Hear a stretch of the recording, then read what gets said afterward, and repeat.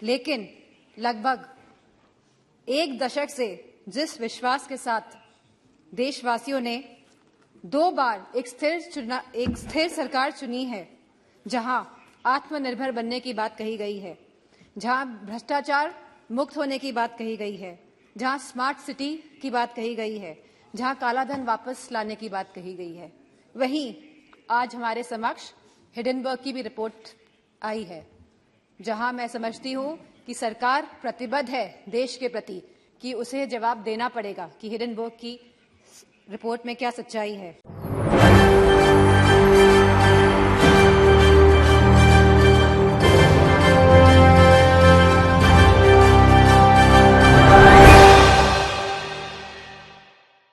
नमस्कार, आपके साथ मैं हूं ऋतिक सविता। स्वागत है आपका SPN9 न्यूज में। देखिए, मैनपुरी में सांसद डिम्पल यादव बन चुकी हैं और आपको पता है कि यहां पर सदन चल रहा है और सदन में जब डिम्पल यादव पहुंचती हैं तो कहीं ना कहीं अपनी पहली स्पीच में तहलका मचा देती हैं। पहली स्पीच में जो है पीठासीन के सामने कई सारे सवाल रख देती हैं, मैनपुरी की जनता के लिए सौगात मांगती हैं और सबसे बड़ी बात किसानों के मुद्दे को लेकर आती हैं, स्वास्थ्य व्यवस्था को लेकर आती हैं और एक के बाद एक चीजों को जो है यूपी सरकार जो है बीजेपी सरकार पर यहां पर उनके खिलाफ भी बोलती है और कहती है कि उन्होंने किया क्या है। तमाम चीजों को लेकर डिम्पल यादव ने बड़े खुलासे किए हैं। पहले आप इस वीडियो को सुनिए।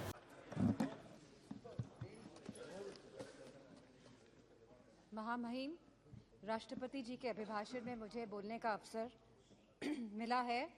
मैं आदरणीय सभापति जी का धन्यवाद देती हूं, जहां राष्ट्र की विविधता और अधिक उज्जवल होने की बात कही गई है, वहीं देश की एकता मजबूत और अटल होने की भी बात करी गई है।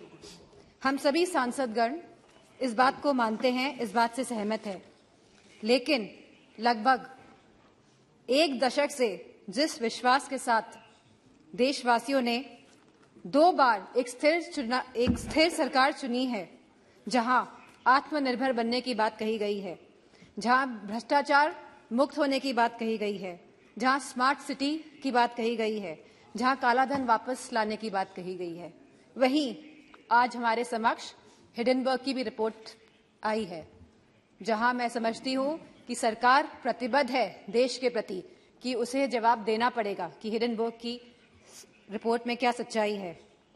जहां हमारे किसानों ने 2014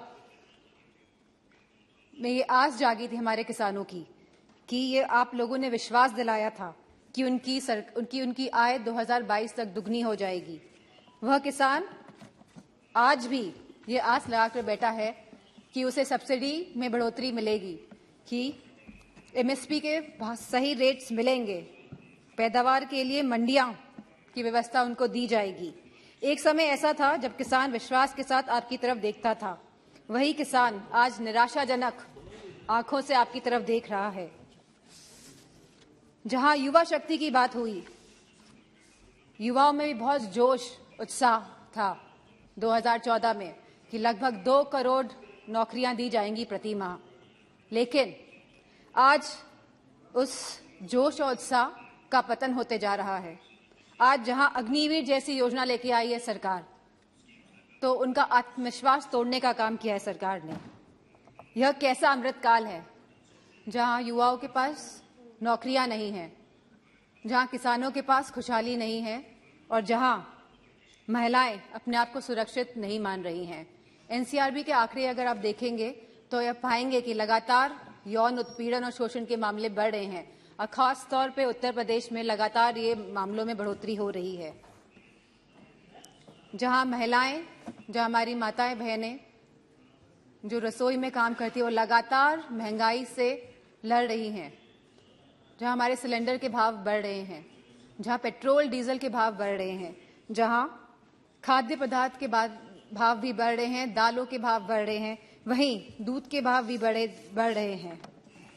आयुष्मान भारत योजना के तहत के अंतर्गत कार्ड तो बने हैं, लेकिन स्वास्थ्य सेवाएं उपलब्ध नहीं हो पा रही है और जैसा कि दानिश सर ने कहा कि डॉक्टर नहीं है अस्पतालों में, और यूपी में गोरखपुर और रायबरेली में जहां एम्स हैं वहां पे भी सहूलियतें नहीं मिल पा रही हैं क्योंकि डॉक्टर की सुविधा नहीं है, डॉक्टर की कमी है। मेक इन इंडिया के अंतर्गत सरकार कई करोड़ों रुपए खर्च कर रही है जहां प्रचार में, वहीं उत्तर प्रदेश में एक भी बड़ा कारखाना नहीं लगा है।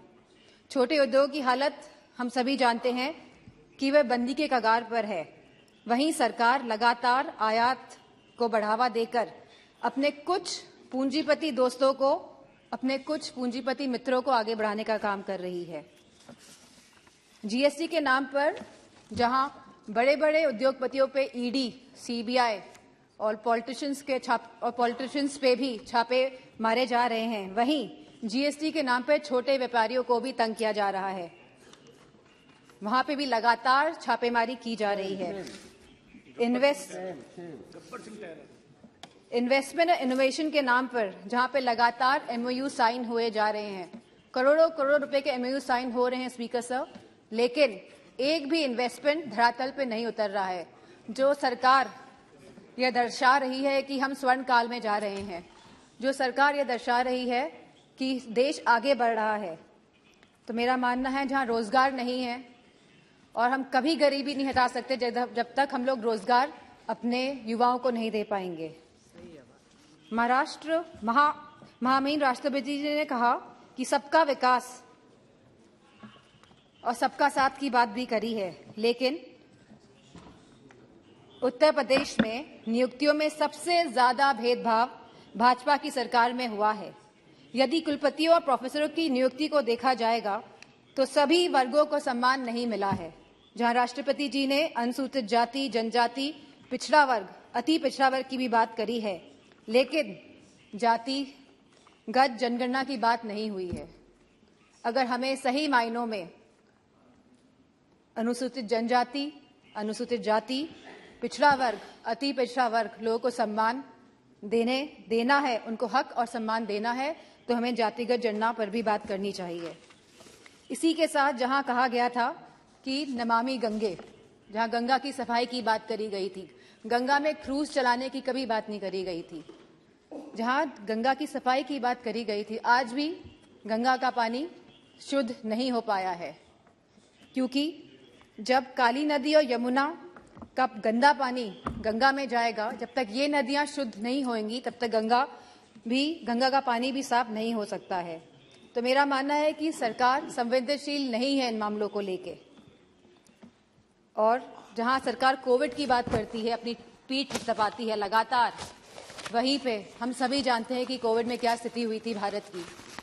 जहां सरकार ने एक तरफ कलकत्ता के चुनाव कराए थे, वहीं उत्तर प्रदेश में भी देखा गया था कि सरकार परिजनों को जलाने के लिए लकड़ी तक उपलब्ध नहीं करा पाई थी।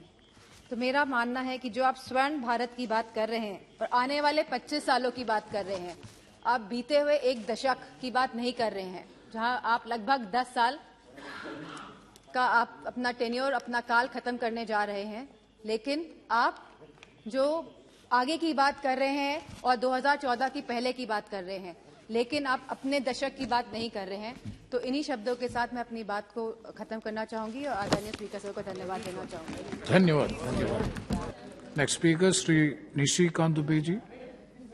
तो देखा आपने इस वीडियो को देखने के बाद आपको पता लग गया होगा कि डिंपल यादव ने अपनी सदन की पहली स्पीच में कितने बड़े खुलासे किए हैं और क्या क्या सरकार से मांगा है, अपनी बात को कितनी सहजता से रखा है। और सबसे बड़ी बात, दर्शकों, पहले कहा जा रहा था कि डिंपल यादव सांसद बनने के बाद कुछ नहीं कर पाएंगी, सांसद बनने के बाद वो मुंह तक नहीं खोलेंगी, लेकिन लगातार देखा गया कि अपनी जिम्मेदारी को, अपने नेतृत्व को बखूबी निभा रही हैं।